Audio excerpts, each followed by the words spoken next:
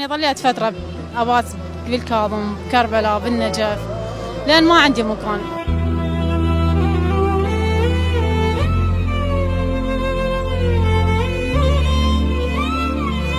أنا اسمي زهراء، مواليد 2000. سكني هنا بالشيخ، بس حاليا يم بشارع حيفا، بس يعني أنا هنا انولدت. أي والدتي توفت من 2017، ووالدي من أنا صغيرة توفى، وظليت ويا والدتي لحد ما توفت. بعدين من توفت رحت يم صديقتي، قرايبي ما يعني صار إشكال وما قبلوا إنه أبقى يمهم، فرحت يم صديقتي.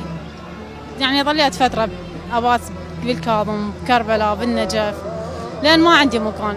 ففترة شفت صديقتي بالزيارة وحكيت لها وضعي، قلت لها هيك وهيك صار وياي. قالت تعال يمي وحالك من حالنا. والله قعدت يمها والحمد لله مرتاحة. والله أبيع قهوة صار تقريبا شهرين هيك 3 من فتحتها.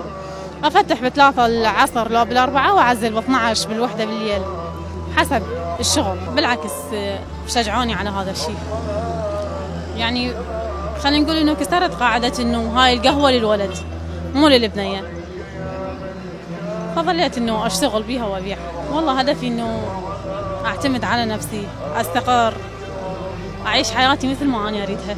أناشد رئيس الشؤون الاجتماعية بلكت يقدر يخصص لي راتب ويساعدني، لأن أنا قلت لك ما عندي معين، فعلى الأقل بالراتب أقدر أعين نفسي شوية.